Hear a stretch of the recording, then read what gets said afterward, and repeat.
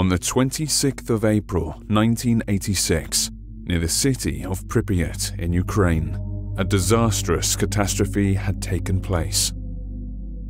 The reactor Unit 4 of the Chernobyl Nuclear Power Plant had broken down, which led to its explosion and subsequently to radioactive contamination of the vast area. In a short period of time, over 350,000 people were evacuated and resettled. A restricted zone was designated around this power plant, which extends to many kilometers. All buildings within this zone, including the surrounding city, were abandoned. At the beginning of February 1987, 9 months after the disaster, a team of scientists from the Moscow Institute of Physics and Technology, which measured radiation in this exclusion zone, received signals that proved the existence of people operating in this area. Also, various unexplained anomalies had been discovered, which could have resulted from a type of radiation previously unknown to scientists. It turned out that near the city of Pripyat, the S.W.A.N. Institute was also located here. Its name comes from the abbreviation Syndrome Without a Name, the term given to the group of symptoms that do not occur in any known and catalogued disease. The facility was unofficially conducting a research program on unprecedented and very disturbing neurological and psychological disorders for many years. After the disaster, the institute was omitted during the evacuation operation because it was not included on any map. Only a few people from the USSR Ministry of Internal Affairs knew about its existence, but after the Chernobyl accident, they chose not to perform rescue operations on its territory. Scientists received details regarding the institute's scope of activity from an anonymous person. The facility was top secret and cut off from the rest of the world. People were sent there from all over the globe, and each medical case was unique in its own way.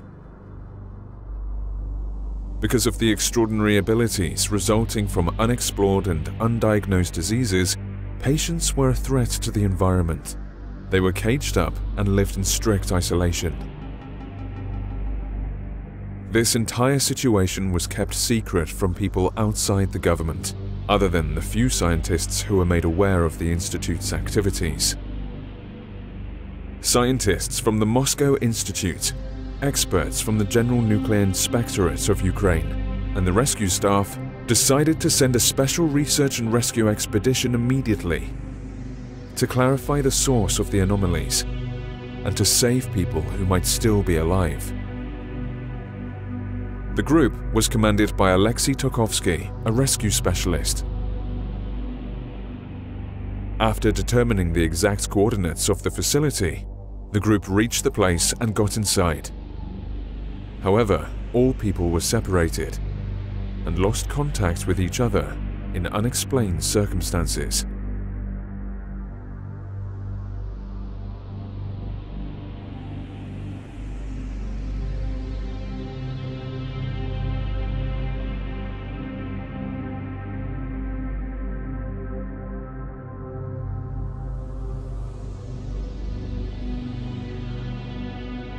To all the people whose life changed irreversibly after the events of April 1986 in Chernobyl.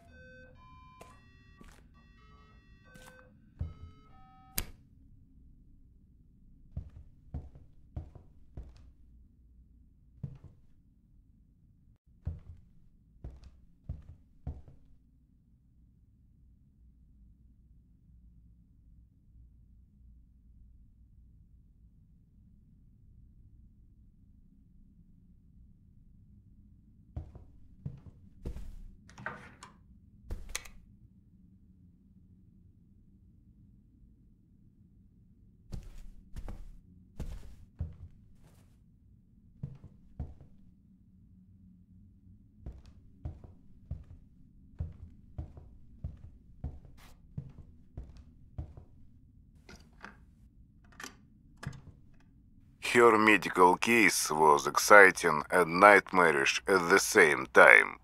1. I have no idea why, but this monotonous and seemingly funny melody made this woman appear from practically nowhere. 3. It is a contrast of sorts. How a completely innocent sound was a foretelling or an omen of the atrocity to come. 9. Horrifying beauty. 4.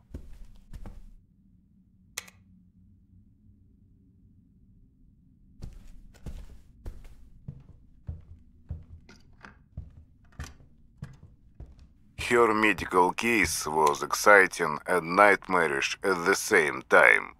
1. I have no idea why, but this monotonous and seemingly funny melody made this woman appear from practically nowhere. 3. It is a contrast of sorts.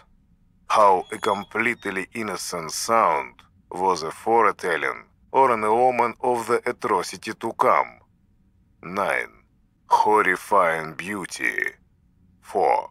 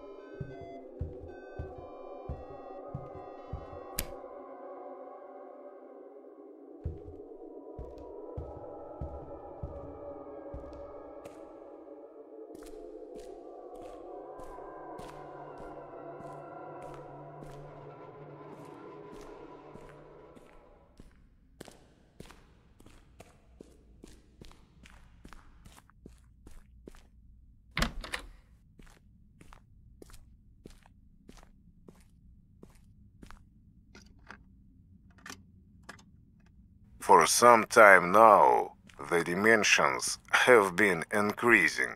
It is time to end this. Luckily, we were able to finish the mind reader prototype. Connecting it to a human brain was troublesome at first, but the procedure gives expected results, and the device can be used after entering the intermediary room. Something incredible was achieved here. Something gargantuan. First there was Gagarin, and the first man travels into space. And now we are also multidimensional travelers. If only the world could hear about this.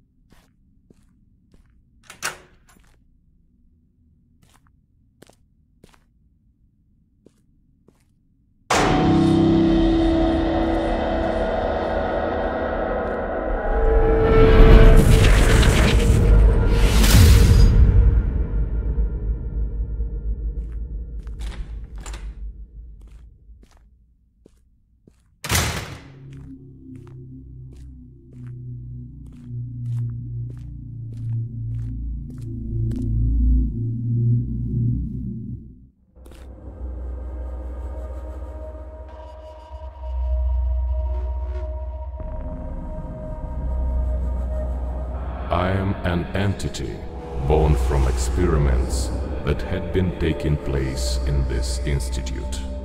Those who had witnessed my creation called me the S.W.A.N phenomenon.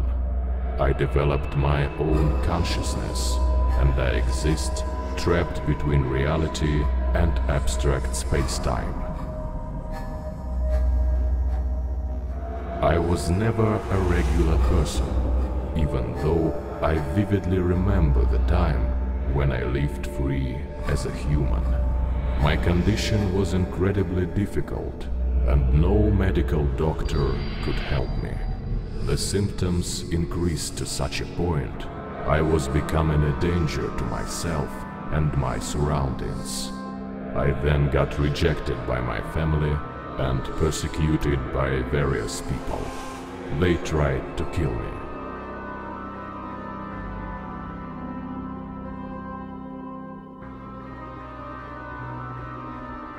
One day, I received a message from a professor who said he was familiar with my case and thought he could try to help me.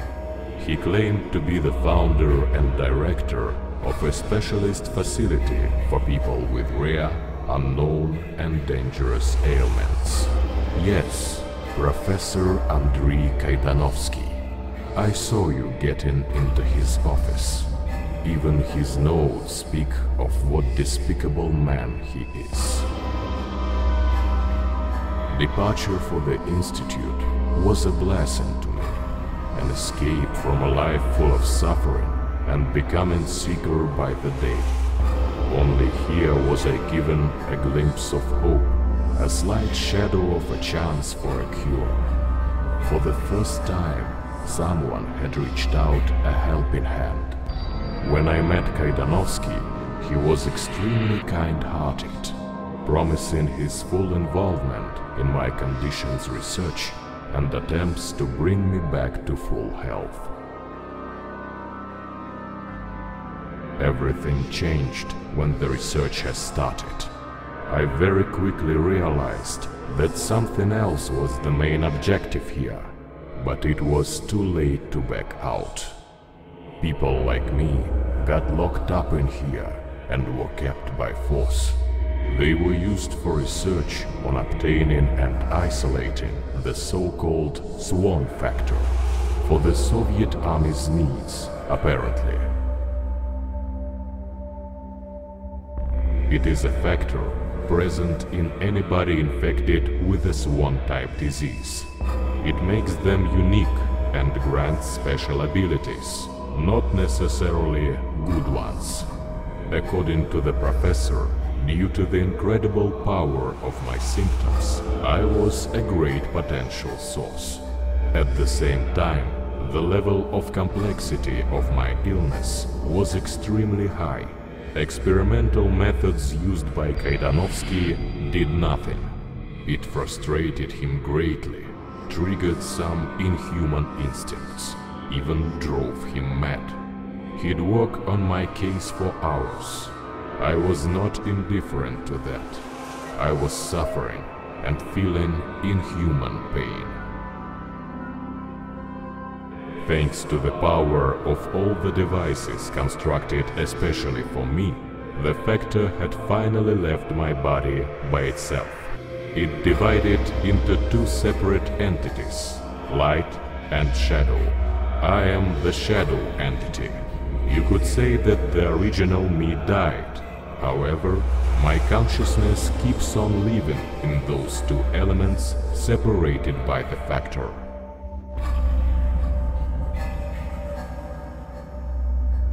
At this moment, I have to warn you. The portal you've located, thanks to the Mind Reader, did not appear for no reason. Mind Reader was created in this institute to find those portals and destroy the dimensions they lead to. But for the portal to form and the creator to be able to walk through it, something terrifying is required. If you have special abilities, it is possible to possess a person's life essence through murder and modify space-time to a point. The existence of each portal means somebody's death. Portal's creation destabilizes your human reality. Changes happening in parallel dimensions are starting to have a destructive impact on this world. This is why they have to be destroyed as soon as possible. It is not possible to determine what can happen exactly, but any disturbance to the space-time continuum structure may have terrifying consequences for the whole mankind. It is not to be excluded. After my incident, various tragedies started happening in the Institute. Someone or something started to wreak havoc in here. Chaos took away many lives and new portals were created. It is a lie that the patients did this, although it is most likely what you will read in the staff's notes. I believe it is something much more powerful, some unknown force. This is why the Institute's personnel was trying to fight it so frantically, constructing the mind reader in the process. You shall find out in due time, as I'm sure we'll meet again. In a moment, you will enter the so-called intermediary room. It is a place between the human world and the extra-dimensional one. That's where you get to the memory wasteland, one of the parallel dimensions. That's where the dimension's creator's thoughts are stored and form the foundation for the dimension's existence. When you destroy them, you return to the Institute, and the dimension ceases to exist. Maybe you'll find more portals when you explore the corridors. Remember, each of them means somebody's death.